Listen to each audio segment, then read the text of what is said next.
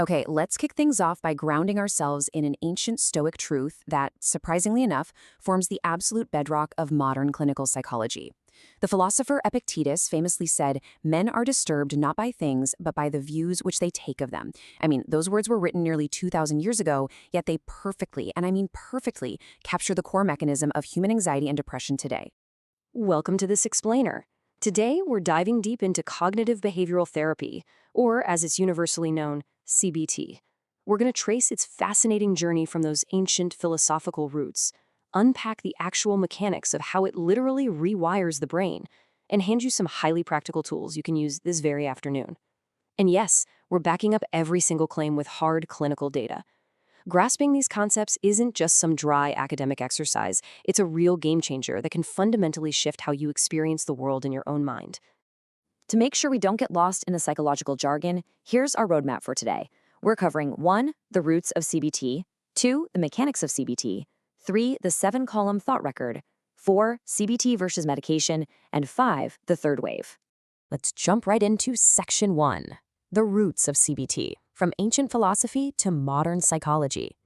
Let's see how modern therapy actually kicked off with a huge philosophical shift in how we view human distress. So, modern psychology has basically evolved through 3 major waves. We start way back in the 1920s with the first wave, which was all about behaviorism. Think Ivan Pavlov and his dogs, or B.F. Skinner. This era essentially treated humans like stimulus response machines. It was all about external rewards, punishments, classical conditioning, and it completely ignored the inner life of the mind. But then, in 1956, the second wave hit, bringing us rational emotive behavior therapy and eventually CBT. This was a massive leap. Psychologists finally realized, hey, we aren't just reacting animals, our internal interpretations, our thoughts, actually dictate our suffering.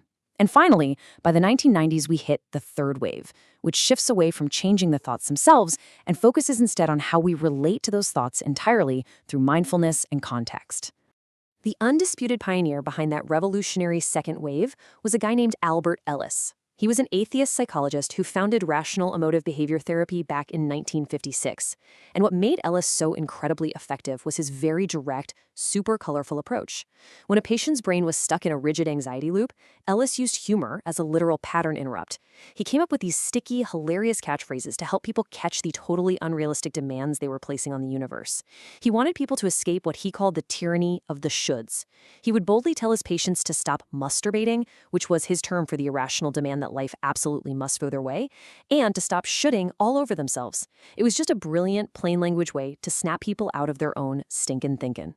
All right, moving to Section 2, the mechanics of CBT, upgrading your inner dialogue. Now that we know the history, let's actually look under the hood at the engine of the second wave. Have you ever tried to just simply argue with yourself to stop feeling anxious? Yeah, it almost never works. Trying to forcefully push away a negative thought usually just makes it louder. So instead of arguing, CBT uses something called Socratic questioning. Named after the classical Greek philosopher, it's a guided discovery method.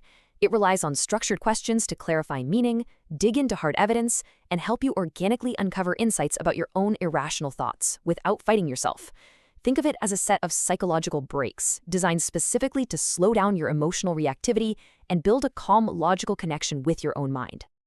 So, by systematically asking these 6 types of questions, you stop being a helpless victim of your intrusive thoughts and you become an active, curious investigator. Let's say your brain is screaming, "I am a total failure." Well, you don't just accept it. First, you ask for clarification. What exactly do I mean by failure right now? Then, challenge the assumptions. What unwritten rules am I taking for granted about success? Next, demand the evidence. How do I actually know that? Where are the facts? Then look for alternative viewpoints. How would a kind friend view this exact situation? Explore the implications. Even if I mess this up, what is the actual, real-world consequence? And finally, meta questions to observe your own process. Why am I even focusing on this right now? This methodical logic strips away the panic, turns down the volume of the emotion, and leaves you totally grounded in reality. Let's hit Section 3, the 7-column thought record, theory into practice. It's time to see how this abstract theory turns into a highly actionable daily tool. When you're caught in a downward spiral, your brain feels incredibly chaotic, right? Everything feels urgent, real, and just totally overwhelming. But a tool like the 7-column thought record forces you to literally physically write down and dissect a fleeting, invisible emotion into 7 distinct, manageable categories on a piece of paper. The massive psychological benefit here is externalization. By putting the thought on a worksheet, you're creating distance between you and the anxiety. You're no longer drowning in the river, you've pulled yourself up onto the riverbank, and you're just neutrally observing the water flow by. Let's walk through this together with a super relatable scenario. Step 1. The situation. You forgot to run an errand. Step 2. The initial wave of feeling hits. You're intensely frustrated, and the automatic thought pops up, I never get anything right. I'm totally useless. But instead of spiraling, you play detective. Step 3. Look for evidence supporting the thought. Well, yeah, I have forgotten things before. But here's the crucial pivot at step 4. You force your brain to find the evidence against it. Wait a second. I remembered to pay the bills. I met my deadline at work. I'm usually a very reliable friend. By deliberately weighing both sides, you arrive at step 5. You reach a new reality. You feel measurably calmer, rationally recognizing that a simple human mistake absolutely does not define your entire worth. Section 4. CBT versus medication. What the data shows. Now, you might be sitting there wondering, why should we do all this hard mental heavy lifting when modern science has literally given us psychiatric medication? Well, this is a truly fascinating takeaway. In a major, heavily scrutinized 2005 clinical study treating severe depression, researchers looked at the results after 16 weeks of treatment. The findings were pretty stunning. The response rates were nearly identical. 58.3% of patients improved using CBT, and 57.5% improved using medication. So over the short term, putting in the deliberate mental work with a therapist yielded almost the exact same relief from crippling depression as taking a daily pill. But here is where the story changes dramatically. What happens when the treatment stops? The researchers tracked these patients for the next 12 months. Without the daily medication, a massive 76% of those patients unfortunately relapsed back into severe depression. The pill was a temporary chemical fix. However, the patients who had learned CBT maintained the recovery beautifully, with only a 31% relapse rate. Why? Because CBT isn't just a treatment, it's an education.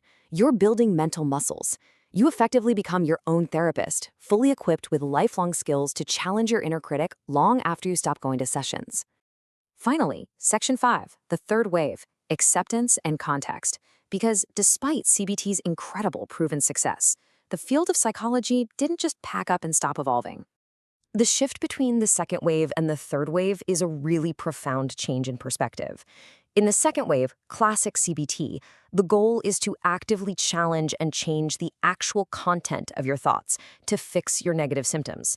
But the third wave realizes that, honestly, sometimes trying to constantly fix a thought is completely exhausting. Instead, this new paradigm teaches us to simply accept the thought. Think of an intrusive thought like a dark storm cloud. The second wave tries to analyze the cloud and break it apart. The third wave, it teaches you to just sit on the porch and let it rain until the cloud naturally passes. You aren't arguing with the thought anymore. You're fundamentally changing your relationship to it. These specific third-wave approaches do an amazing job of merging clinical behavioral science with concepts rooted in Eastern philosophy. Acceptance and commitment therapy, or ACT, teaches you to stop struggling against your own mind. It asks you to accept your fears, but commit to taking physical actions that align with your core values anyway. Dialectical behavior therapy, or DBT, is built for immense emotional distress. It focuses on radical acceptance, helping you balance extreme emotions with practical reason. And underlying all of this is the practice of mindfulness. It's just observing your thoughts from a distance, without any judgment whatsoever, keeping your attention flexible, open, and anchored firmly in the present moment. I want to leave you with this final, provocative thought to take away from our explainer today. If you stopped treating every single anxious thought as a permanent, absolute fact, and instead viewed them just as passing events in your mind, literally like weather passing through the sky, how would your daily life change today? The power to transform your reality truly lies in how you answer that question. Thanks for hanging out with me to explore the incredibly empowering evolution of cognitive behavioral therapy.